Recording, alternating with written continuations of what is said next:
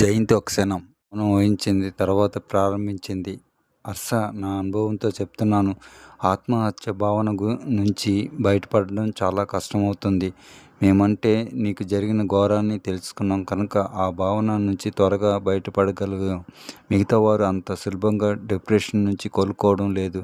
నిత్యం వారిని గమనించవలసి వస్తుంది. కాస్త ఎమరపాటుగా ఉండడంతో ఇద్దరు మళ్ళీ ఆత్మహత్య ప్రయత్నం చేశారు. వారిని సైకియాట్రిస్ట్ పర్యవేక్షణలో ఉంచాను అంది జయంతి కాస్త నిరాశగా. నువ్వు సరిగ్గానే మేనేజ్ చేస్తున్నావు. వారు ఇంకా తొందరగా కోలుకోవాలంటే టీవీలోని ఆధ్యాత్మిక ఉపన్యాసాలు చూడమనాలి. ఊళ్ళో మంచి స్వామీజీలు ఎవరైనా ఉపన్యాసాలు ఇస్తుంటే వారిని తీసుకువెళ్ళి వినేలా చేయాలి. లేదా మన శివానంద స్వామి వారు ఎక్కడ ఉపన్యాసాలు ఇస్తే అక్కడకు తీసుకువెళ్ళు.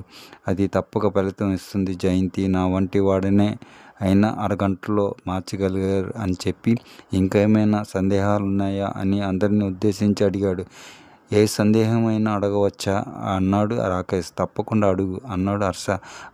అదే బస్సులో మీ వాళ్ళంతా జోక్స్ చెప్తే మంచి జోక్కి చైన్ ఇస్తానన్నావు కదా, అంతలో ఘోరం జరిగిపోయింది. అది జరగకపోతే ఎవరికి ఇచ్చి ఉండేవాడని హర్ష అన్నాడు రాకేష్.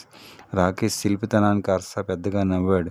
హర్షతో పాటే అంతా నవ్వారు. వాతావరణం తేలిక అయింది. ఇంకెవరికి? మా ఇన్స్టిట్యూట్ గాడికే.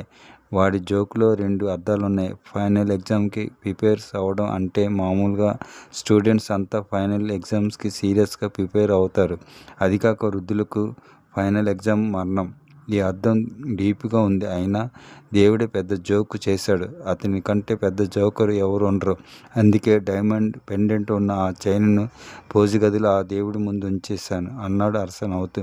అందరూ నవ్వారు. కానీ వారి నవ్వుల్లో నిగాఢమైన బాధ దాగి ఉంది. హర్ష మళ్ళీ ప్రారంభించాడు. జయంతి, నువ్వు చేస్తున్నది బాగానే ఉంది. మనం ఇంకో యాంగిల్స్లో వెళ్ళాలి. ఆత్మహత్య ప్రయత్నం చేసే వారిని మనం కాపాడుతున్నాం. కానీ మన పల్లెల్లో చాలామంది రైతులు, చేతి వృత్తుల వారు ఆత్మహత్యలు చేసుకుంటున్నారు. దానికి మనమే కృష్ణే ఉదాహరణ. వాటిని ఆపలేమా? వాటిని ప్రభుత్వాలు కూడా ఆపలేకపోతున్నాయి. వాటిని మనం ఆపగలిగితే అంతకంటే అద్భుతం ఉండదు అన్నాడు హర్ష. కృష్ణ అందుకున్నాడు. హర్ష, రైతుల ఆత్మహత్యలు కారణం చెప్పాను. అవి ప్రభుత్వాలు పరిష్కరించవలసినవి, మన శక్తికి మించినవి పని. అయినా ఏ రైతు అయినా నేను ఆత్మహత్య చేసుకుంటాను అని. Thanks for watching. Please like, share and subscribe VMK Multi Vlogs. Bye bye.